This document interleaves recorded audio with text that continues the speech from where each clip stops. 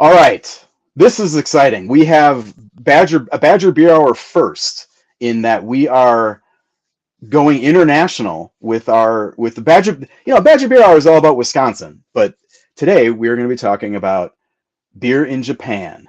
And I'm delighted to be joined by Phil Dawson, who is the spearhead of there he is of Great Dane Japan. And the Great Dane, of course, we know here in Wisconsin, we know the Great Dane as the one of the first, if not the first, brew pubs in the state. Downtown Madison, now locations in Wausau and a few around the Madison area. A classic, and now in Sendai, Japan. So Here we are. here we are, and Phil. Take a look. Through the miracles of global technology, Phil is taking time out of his Thursday double brew day to talk right. to Badger Beer Hour. So we really appreciate. When you said you've got a double brew day today, I'm like, oh. Well, it's thank fine you. though. We'll have to me off the brew deck, All right. So Phil Dawson, tell us about how did this happen? How did Madison to Sendai, Japan happen? What's the deal? So there's just been so many connections through the years. Basically, it's been at least a 10-year journey to get to this starting line where we just opened January 19th. So we've been open for a month basically here in Sendai. But it all started really, my part of the story comes in 20 years after the real story starts. This story starts 30 years ago when Rob Labreglio, the co-founder and brewmaster of the Great Dane pubs in Madison, he had hired a guy from Japan, a guy who had, was there visiting and was walking around and doing some things, but he loved going to the Great Dane pub. And Rob said, hey, why don't you come in and try some of these beers and I can teach you how to brew. And then they send him to brewing school, and this is him right here. This is and so this guy, this is the guy who 30 years ago walked into the Great Dane and then became friends with Rob. And so this friendship had started, and a couple years later he has to go back to Japan. So we're talking about like 1994, 96, 1996-ish, right? They opened in 94, 1996, he has to go back. And this is the same time in Japan, and the beer scene in Japan, when the government deregulated what making beer for breweries was. So you had to have a certain amount of beer you had to make. And in 1996, they deregulated from like 200,000 barrels. So there were only 5 breweries here for 75 years.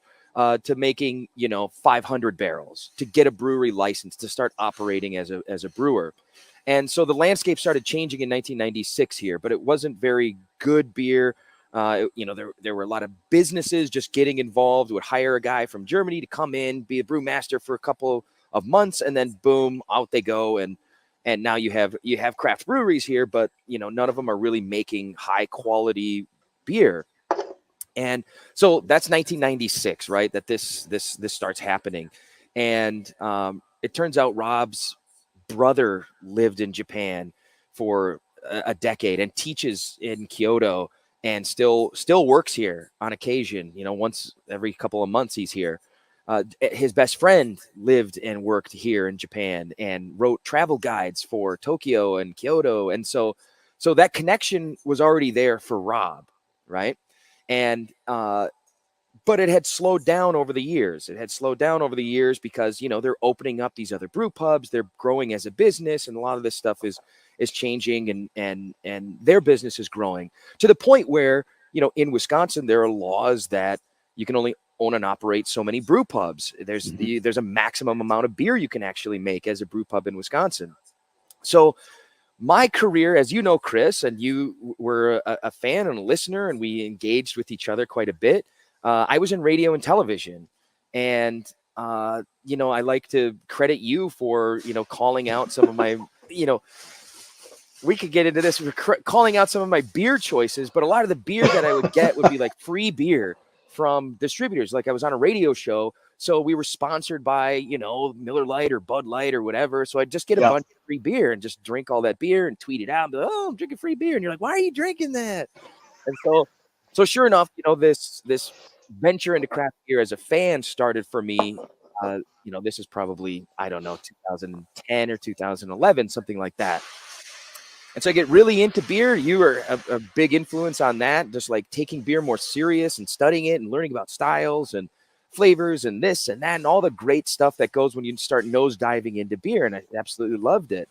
And then I got married. So my wife is Japanese. We met in Madison, Wisconsin, and we would then start taking trips to Japan. And it dawned on me like the third or fourth time visiting here that like, what is going on with beer here? Why don't they have any like craft beer? You're at a restaurant and they have 10 wines, they have 12 sakes or nihonshus, and they have shochu, but they have one beer on tap. And you're like, what? And you ask for another beer. Do you have something else? And they're like, well, you want a can? Like, no, other beer, do you? And so this started that nosedive into like what is happening in Japan. And by the time I started reaching out to people in Japan, like brewers and making connections over here and, like sending pictures of what like Woodman's looked like, like here's the beer aisle at Woodman's and taking pictures of thousands of different. It's like a 6-minute long video just panning through. Yes. Yeah. And seeing all that. And so that just led to this realization, like, I got to do something with beer. This is my future. I have to do something. And so, like I said, I'm doing radio and television at the time. And once or twice a week, I'm doing these shows, like coaches shows or recruiting shows, sports shows at the Great Dane, Hilldale, or the Fitchburg one. And so I'm there each and every week looking around like, you know what? They need something like this. And so that's when I get introduced to Rob and I start telling him like, I think this thing and I want to do this in Japan. And then he's like, no way. I want to do this in Japan. I'm like, no way. Or can we actually do this? And he's like, you got to find this guy, Tetsu, the guy who kind of peeked over his shoulder. So I looked him up, found him on Facebook. I'm like, hey, man, I just met with Rob and we want to do this brewery thing in Japan. What's going on? He's like, I've been waiting for this for 30 years. Let's do this. I can help. I want to do it too. And so it just like expanded and exploded into this, to what you see here now is like, whoa, that is amazing like facility. That is not a baby brewery behind you. Can you tell us a little bit about the brewery itself? I mean, this is not. Greg, show us the exterior. This is a big brewery, right? I mean, it's not like a big certainly Japan here, big brewery, and so but this is So this is like 1,000 square foot facility. Does that sound right? No, 10. No, that's too small. Square meters. We use meters here. Yeah, that's quite a bit bigger. That's like 9 times bigger. Square feet is what my apartment was. But it's huge. So we have a 30-barrel brew system and a 3.5-barrel pilot system that we use to mainly supply to our tap room. We have 16 beers on tap, and we have this 30-barrel system to provide mainly our cans of our flagship products. And right now we have 4 or 5 different cans we're trying out to the general public to see what's going to stick. And this is one of them. This is Great Lager. This is a easy drinking lager that fits the Japanese profile. I think we had just a touch of hops to it to add some aroma. But otherwise, it's like just a silky smooth, easy, crisp drinking lager. And it's that's kind of our flagship product for the mass Japanese market versus because what has transpired over here recently, and not recently, in that 10 years that we've been growing and trying to make this happen, is that the craft beer industry has expanded quite significantly here. And so we're trying to position ourselves as a leader in this growing industry. Right. So talk a little bit about that. Like I imagine you described this kind of almost like basically the end of similar to what happened at the end of Prohibition in the United States, like the number of, I don't know, it's probably different, but basically the field opens and all of a sudden craft beer can be a thing, but the early adopters are not really up to the stand. So can you kind of describe how that you know, that what that restaurant that you described having one beer, uh, what does that look like today? Is you know, compare contrast to the American kind of craft beer, like what Sure. we're familiar with here, and kind of what do people want in your, like when you come into your tap room, or you know, in the shelves, on the shelves in the markets or whatever. Yeah. So what has changed even since, you know, the 10 years when we started looking into this, when and we even did a little documentary back in 2014. I don't know if you guys have ever watched that, but check it out. It's on YouTube. It's called Craft Beer in Japan, and it's Rob and I and Yeah. Rob and me and we took travels here and visited breweries and stuff to try to get the gist of what the industry was like, and it's changed significantly. For example, like in Tokyo at that time, like in 2014, you had to travel 30 minutes on a train to get from a place that had craft beer to another place that had craft beer. This is the largest city in the world, right? Now, at each stop on the Yamanote line, which is like the main train around Tokyo, you can, in walking distance, there's 4 or 5 places you can get a craft beer, you Mm. know? And so this is a significant change. But again, it's still a niche. And those are like small niche places for craft beer fans. And the craft beer fan here in Japan is significant enough to support the industry, the entire industry, right? Because all of these people are supporting, you know, the lower amount of breweries and tap rooms, et cetera, but there's a high demand for it. So they're willing to pay premium prices and they want it. They can't get enough of it. So it's really like what it was 15 years ago in America, where the demand is so high for it, and the production and the high caliber of beer isn't available everywhere. So you Hmm. really have to seek that out if you're a craft beer fan, even though more of it is available. You know what I mean? Yeah. Um, but the general public is still like, what is it? What is craft beer? What are we, what are we learning about here in, it's really a learning experience for new people into Yeah. craft beer. And so we're right on this, you know, introductory phase. We want to have introductory kind of phase beers to bring more people in, and then they can go find and seek and pick their favorites, and maybe they find a brewery they like. But we want to be that entryway, that gateway to craft beer. So we're very, like the Great Dane is in Madison, very family friendly. We have great food, and our beers are, our first round of beers, we've brewed a month, we had a month worth of beers, and mostly our Great Dane recipes that, are very familiar and very, very approachable, easy drinking. Like that's what we're trying to hit here, because just that education needs to go up to where then people can start making that dive into all the crazy stuff. Then you have the Yeah. craft beer fans who are like, give me sours, give me this, give me the L, give me all this, give me all the hops you can. Do people want hazy IPAs over there in Japan? Oh, they're huge, of Yeah. course. Yeah, of course. Okay. Yeah. It knows Especially no me, boundaries, huh? Chris. Especially me. I want them. It is so. You know, one of the things that I found really interesting with the cans that you showed, or that Greg showed, I guess, is like the Great Dane branding is there, which is interesting. Like, does it have, like, do people know that this is? I mean, I assume they do, because it has English letter, or like, I mean, Well, I'll tell that you what. like, Take a listen to this, is Chris. this like American craft beer to them, or and is that cool? How does So, the brand play? yeah. So, what's interesting is that beer that you're showing, that's the Great Lager recipe with the can art that's used in America. We don't Okay, use that same logo okay, here. okay, This is to make that understand to the American public that this is the Japanese gotcha. Okay, version of this. So we have very plain white. What could I say? Like a distinct can, right? hmm. And it looks basically similar to this. I would pull. Hold on, I'll get it. Hold on. Just wait. Oh, cool. Oh boy. So there it is. So that's the Great Lager can that you're showing, but this is ours here. Okay, So okay, but I mean, like, I mean, it says, I it's can read that certainly Great Great Dane Lager right Brewing. there. Yeah. Yes, exactly. All in English. So They definitely know, and our story is here in Japanese. Okay. And so we're really selling the fact that our company has 30 years of experience in the American craft beer industry. And that's why you can trust us as consumers. We're going to make great beer for you. And so and so the branding is starting here.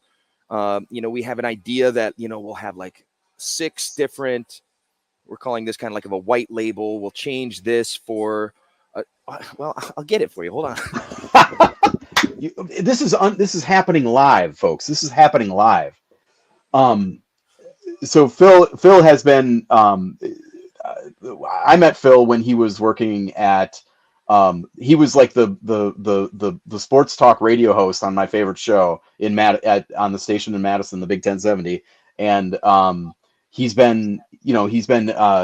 called a national game, national NCAA Final Four games for like a national kind of the alternate national audience. He's done a lot of like sports broadcasting is kind of his first career. So this is why it's like, to me, it's fascinating to like see this this huge like complete left turn, which I guess that happens a lot in beer, but you don't usually see it happen all the way across the all the way across the globe. All right, what do we got here? Okay, so white label with orange. That's our amber. We got an amber, Chris. Can you believe it? Dude, ambers are coming back, man. They're back, man. So like, there's some difference in branding here, but this is a white label. And then we have this one is a specific beer. Great Dane Akio Onsen. I'm out of breath now. What is tell us about the red label there. What's special about it? So this red label here is called Akio Onsen Uegari Pilsner. That's what it says down here. This says Akio Onsen beer, Uegari Pilsner. Uegari is after a bath. So where we're located in Sendai is at a place called Akio on the name, right? And you can see the dog in a bath. Okay. Yeah, he's in a spa. So the area we're in is a hot spring resort town. So these giant hotels with like outdoor hot spring hotels or hot spring pools. Okay. And so this beer is a beer only for this area. We won't release it outside the area. And it's made with rice that's from our neighbor. So it's basically like the Great Dane German Pilsner with rice. And so it's delicious, easy drinking, just for this area. And then you make a cute little logo because now the hotels can put it in their gift shop and have something cute to bring home, That's great. All about cute. Tell us about where Sendai is, and you mentioned Tokyo being like potentially one of the biggest markets in the world for stuff like this. Sure. Sendai is kind of close to that. Sendai is so. I don't have a good scale of Japanese geography, so kind of run us down and kind of what the business plan and what the hopes are for this brewery becoming, the Sierra Nevada of exactly of Japan. So maybe. Sendai is, and again, because you don't have high speed rail like we do, Sendai's 2.5 hours. 2 hours, maybe hour and a half north of Tokyo by bullet train. Okay. It's a 4.5 hour drive, but everyone takes the train anyway. So it's an hour and a half on the train from Tokyo. And it's the largest city north of Tokyo on the main island, The main island's called Honshu. Tokyo is the biggest city. The next biggest city to the north is Sendai, where we are. And then you have Hokkaido, which is a different island up to the north where Sapporo is. That's the largest city north of Tokyo. But then you have Sendai in the middle there, which is on the same island. Anyway, the northern region where we're located is called Tohoku. And this is like 6 states, right? Yeah, look at that. 4 hours, 43 minutes by car. But you can take a train. It says 3 hours, 14, but that's not true. It's like an hour and a half on the bullet train. Okay. So this northern region where we're at is called Tohoku, and that's the area that we like kind of claim as our hometown. Our hometown is Akio. That we want to lock up Akio with like stuff like this. That we have this area. Sendai, then we can offer kegs to craft beer bars and restaurants that can handle, you know, they only use these 15-liter kegs. We don't use 50-liter, and I even speak in liters now. These what would this be in gallons? I forget. 15 liters. That's It's like like a it's six about 4 barrel, per gallon. So yeah, something it's like about a that. sixtel. Yeah, yeah. Yeah, so it's like that. So the only half barrels we have are for our tap room, Okay.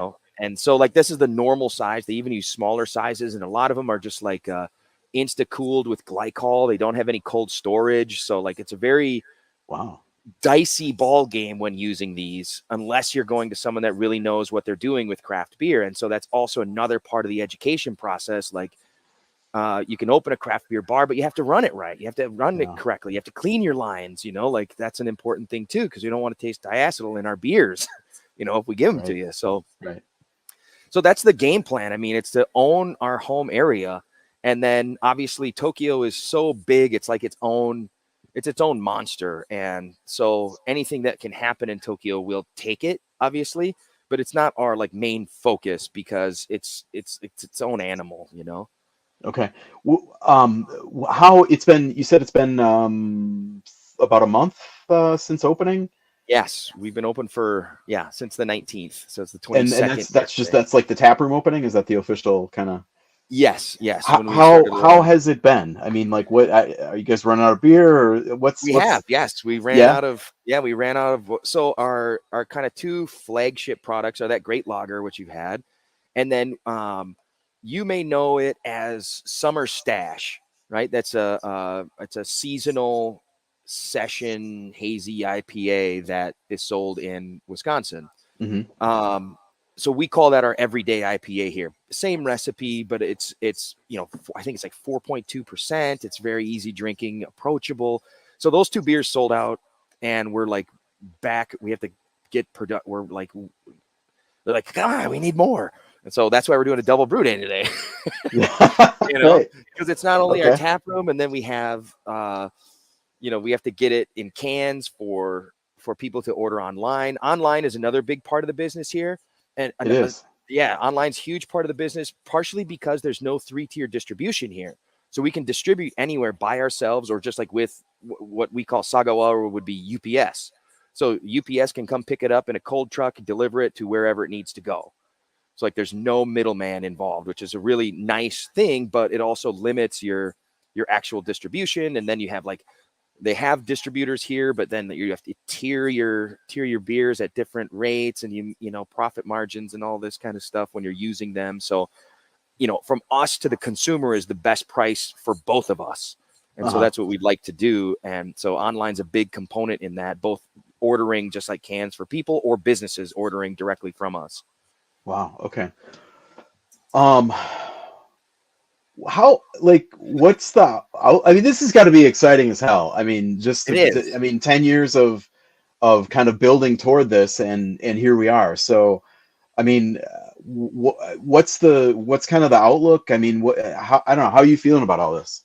I'm feeling great. I'm feeling overwhelmed. I'm feeling like I don't know. I have the imposter syndrome. Like I don't know what I'm doing. I'm just trying to do it the best that I can. Like I spent the just last week. I spent 4 days in Portland at Level Beer because they have the exact same canning line that we have, and so I could go and train on that canning line.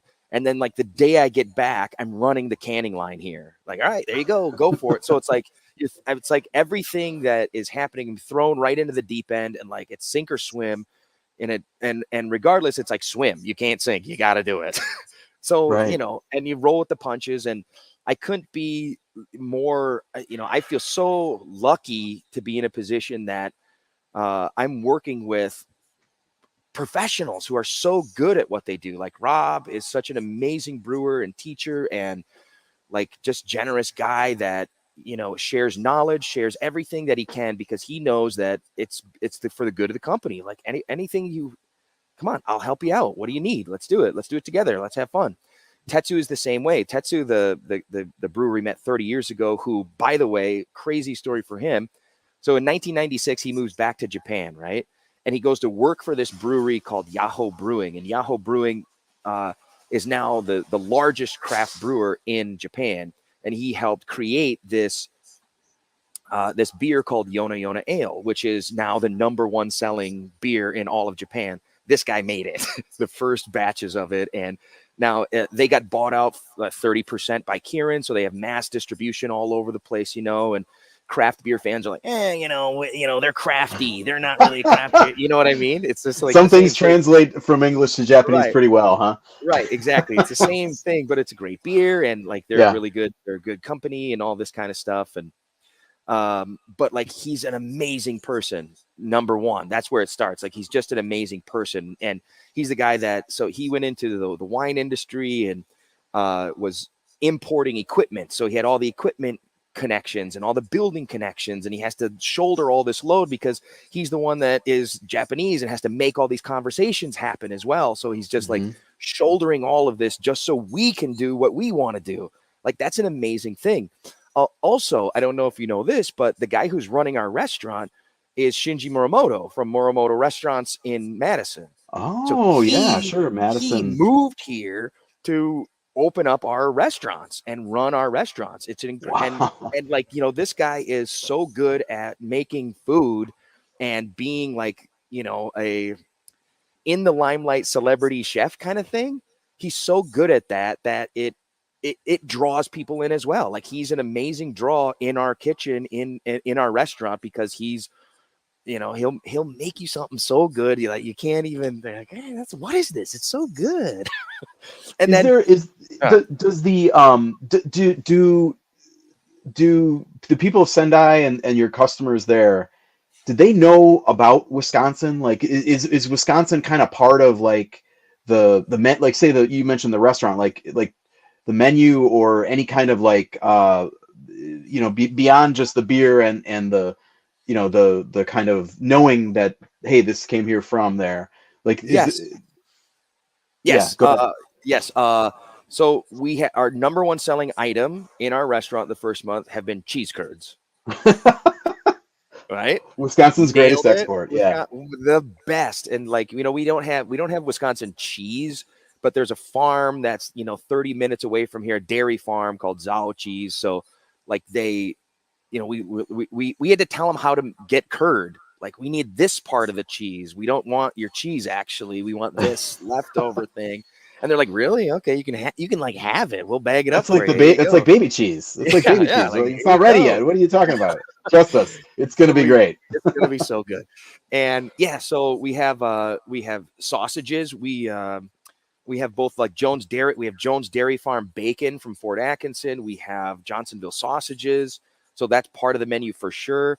Even our beer, like we have Breese malt. We imported a ton of Breese malt just so we could get that like similar flavor and support Wisconsin. We want to be a landmark Wisconsin business and make people understand what Wisconsin's all about. Good food, great beer, good times, like all that kind of stuff. That's what this place is about. And Wisconsin, it really isn't on the radar for a lot of people here. They know, the general public, I would say, like Chicago, New York, right? New York, Chicago. Yeah, you have to mention Chicago. Like, oh, okay, kind of. Where is it? It's freezing there, right? It's just so cold, and you're like, yeah, it is. And so, yeah, it was so like that's also part of the educational process. Like it's all this is. It's like this big educational kind of push to things that we know and love and want to share with others. Amazing. All right. God, Phil, great. It was great to talk to you. Thank you for taking the time out of your brew day. Yeah, let's see there. All right. So again, dang, that is a brewery, man. I'm gonna switch to my my phone cam and I'll walk you around. How about? Yeah, so great. Awesome. Give us the tour. Okay, I don't know if I can hear you, but can you hear me? Yep. Cool. So here's the well, I'll start in our green room. Let's go. Okay, here we are. Here's our mill room, right? There's your Breese malts right there, yeah. Breese malts right here. Yes, sir. Breese malts. Big sacks, super sacks. Yes. We got some wiremen in case we need to make some big Germans, right?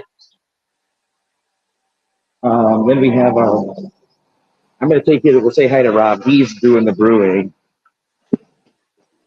I gotta get out of the way. There's Rob. There's Rob. Hey, all right. This is a Zoom. She's all over brewer here. Sorry. Okay, so yeah, this is the big system, Wisconsin Brewers Guild. All right, representing. Represent. How big is that system? What are the specs on it? 30 barrels with 3 vessels. Okay. Primo, And right? then here's the pilot system, which is 3.5. Pilot system fermenters. Wow. Fermenters for double batches on the pilot system, so 7-barrel fermenters. These are 30-barrel fermenters, 60-barrel for double batches. This is a separator centrifuge, and then bright beer tanks. And then we do have a flash pasteurizer. And for cans that are going to go outside of Sendai, so we don't know how long they'll sit on the shelves potentially. So we want to limit anything bad that could happen. And then here's our canning line, which I know how to run. Dude, this is a hell of a brewery. Like, I mean, full capacity. Is this like a 10? Like, I don't know. Am I looking at like a 9,000 barrel brewery here, or something like that? Yes, exactly. Like, really? And then here's Like, a restaurant. oh, awesome! Oh, it's beautiful. And it's very snowy here today. And like, so again, we're in this like village, and this will be, I don't forget it. Like in the hills, snow, trees, and that'll be a beer garden in the summer. And we have an I'm agape, upstairs. Phil. This is amazing. It's super awesome. Little mezzanine area here.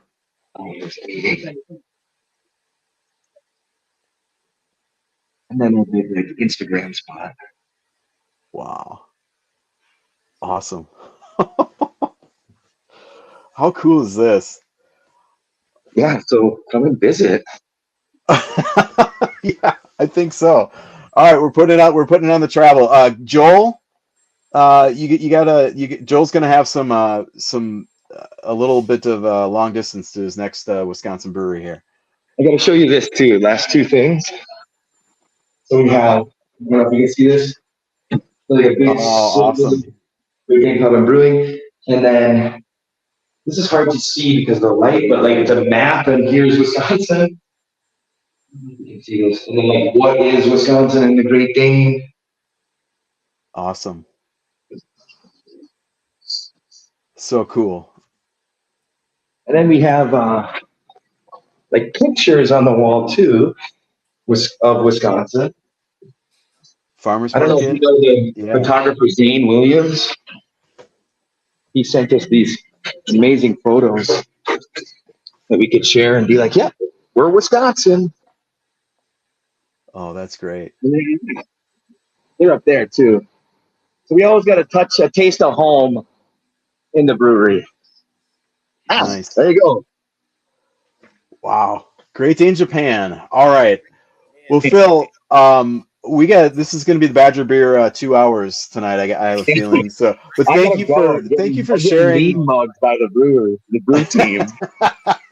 We did it. Hang it up. Thank you for sharing the Great Dane Japan story. Congratulations on the big opening and the success so far. It's beautiful. I'm glad we could see. Glad we could. And hey, and like you get some credit for this, Chris. You know, because you helped get me into beer more, take it more seriously, start understanding it. You know, I'm a big fan of yours, as you know, and I'm a big fan of the Badger Beer Hour. You know, I'm a big media guy, so like I can't wait to actually go back and listen to some episodes. I love all the Wisconsin like podcasts. I think I heard you on the New Glarus one, and there's the Carbon 4 guys are doing a podcast. It brings a taste of home here in the beer world. So I'm really happy. Well, I'm really glad you could be a part of Badger Beer Hour here, Phil. This is amazing. Yeah, that's not a little baby brewery. This is This is the real deal. So congratulations to you and Rob and the whole team there. Wow. Stay Stay in in touch. touch. I'll And come come back back when when we have a new release that we'll put out in response or something like that. Right? Yeah, sounds good. Okay. All right. Take care, Cheers, Phil. guys.